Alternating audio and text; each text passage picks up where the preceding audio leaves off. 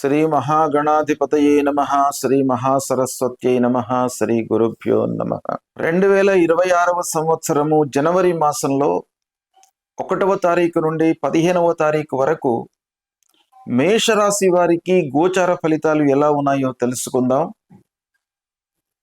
ఈ పక్షంలో 1 నుండి 15వ తారీఖు మధ్యకాలంలో గ్రహస్థితి చూసినట్టయితే 13వ తారీఖు వరకు ధనుస్సు రాశిలో సూర్యుడు సంచరిస్తున్నాడు. తదనంతరం మకర రాశిలోకి ప్రవేశిస్తున్నాడు. కుజుడు బుధుడు ధనుస్సు రాశిలోనే ఉన్నారు. శుక్రుడు 12వ తారీఖు వరకు ధనుస్సు రాశిలో ఉన్నాడు. 13, 14, 15 చివరిలో మకరంలోకి ప్రవేశిస్తున్నాడు. గురువు మిథున రాశిలో సంచరిస్తున్నాడు. శని మీన రాశిలో, రాహువు కుంభంలో, కేతువు సింహంలో సంచరిస్తున్నారు. ఈ విధంగా ఈ పక్షంలో గ్రహస్థితి ఉంది.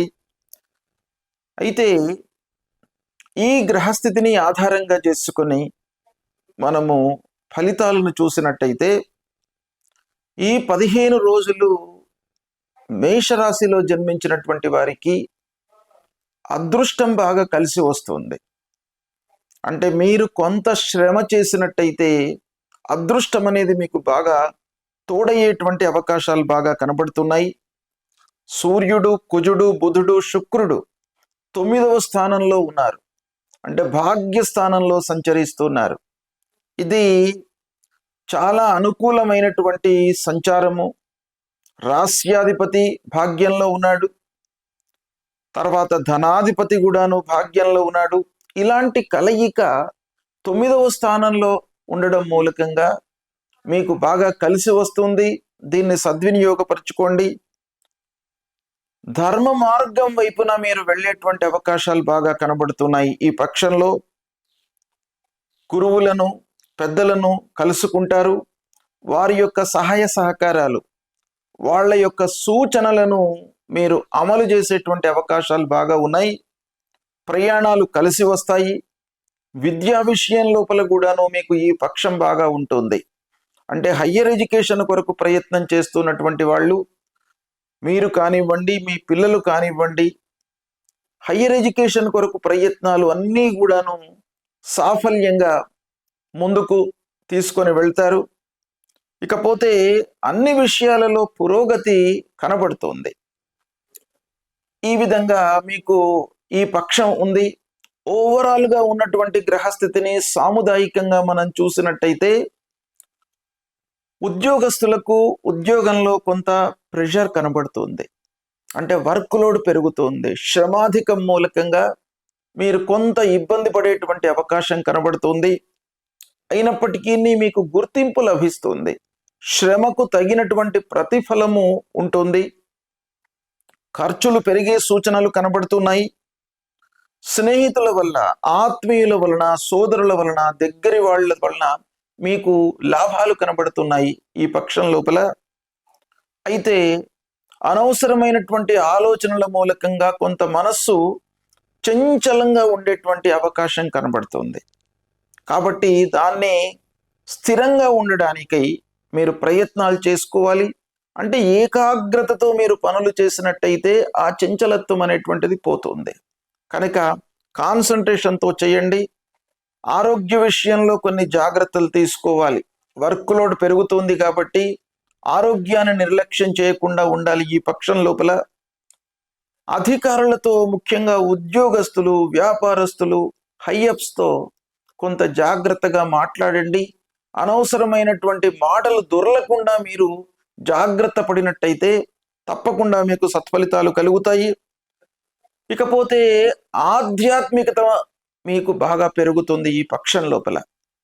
అంటే దేవుడు, భక్తి, గురువు, ఈ భావనలు మీకు బాగా ప్రబలంగా ఈ పక్షం లోపల వృద్ధి పొందేటువంటి అవకాశాలు కనబడుతున్నాయి. తద్వారా మీకు పనులు కూడాను కలిసి వస్తాయి. ప్రయాణాలు ఓవరాల్గా కలిసి వస్తాయి. అయితే మీరు కొన్ని జాగ్రత్తలు తీసుకోవాలి. వాహనముల విషయంలో ఏవైనా చిన్న చిన్న రిపేర్లు వచ్చినట్టయితే వాటిని ఓవర్లుక్ చేయకుండా తక్షణమే మీరు రిపేర్లను చేయించుకోవడం చాలా మంచిది. దాన్ని అలాగే ఉంచినట్టయితే కొన్ని ఇబ్బందులను ఎదుర్కొనే అవకాశాలు ఒక పక్కన కనబడుతున్నాయి. ముఖ్యంగా ఈ పక్షంలో మీకు కావలసినటువంటిది ఏంటిదయ్యా అనంటే సహనము, ఓపిక బాగా కావాలి. ఇది మీకు ఫలితాన్ని ఇస్తుంది. మీరు సహనంతో పనులు చేయడము, 1కి 4 సార్లు ఆ పనిని ఆలోచించి చేయడం మూలకంగా మీకు సత్ఫలితాలు కలిగేటువంటి అవకాశాలు ఉన్నాయి. భాగ్యస్థానంలో ఈ 4 గ్రహాలు మీకు సంచరిస్తున్నాయి. ఇది బాగా కలిసి వచ్చేటువంటి యోగం. అయితే ఒక పక్కన వృధా ఖర్చులు మట్టుకు కనబడుతున్నాయి. దాన్ని మీరు నియంత్రించుకున్నట్టయితే సత్ఫలితాలను పొందే అవకాశాలు బాగా కనబడుతున్నాయి.